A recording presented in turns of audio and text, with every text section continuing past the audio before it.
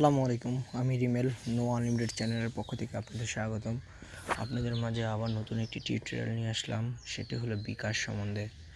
অনেকেই জানেন যে বিকাশ অ্যাপ যদি চালু করতে হয় তাহলে যেই ফোনে চালু করবেন ওই ফোনেই সিমটি থাকতে হবে, তা না হলে বিকাশ অ্যাপটি চালু করা যায় না।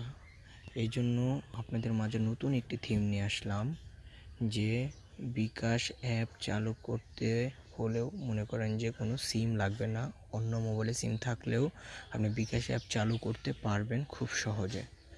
তার মাধ্যমগুলো আমি সুন্দরভাবে আপনাদের দেখিয়ে দিচ্ছি, আমার পার্ট টু পার্ট দেখিয়ে দিব এবং কি করতে হবে। এর মধ্যে একটি কাজ হলো, আপনি যখন অন্য মোবাইলে বিকাশ অ্যাপটি চালু করবেন, যে মোবাইলে ওই সিমটি আছে ওই সিমের মধ্যে একটি ভেরিফিকেশন কোড যাবে।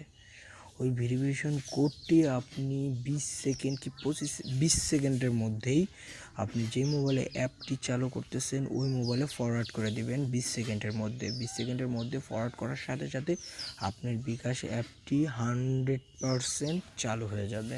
100% এর মধ্যে কোনো ভুল নেই। তো আপনারা ভিডিওটি না টেনে সুন্দরভাবে দেখবেন, তাহলে বুঝতে পারবেন এবং কি চালু করতে পারবেন খুব ইজিলিভাবে। তাহলে আর মোবাইল সিমটি এই মোবাইল থেকে ওই মোবাইলে খুলে আপনাদের আর কোনো জ্বালা যন্ত্রণা পোহাতে হবে না। কিভাবে করতে হয় সেটি দেখুন। আর আমার চ্যানেলে যদি কেউ নতুন হয়ে থাকেন অবশ্যই সাবস্ক্রাইব করবেন এবং বেল বাটনে ক্লিক করে রাখবেন নতুন নতুন ভিডিও পাওয়ার জন্য, এবং শেয়ার করবেন, লাইক দিবেন।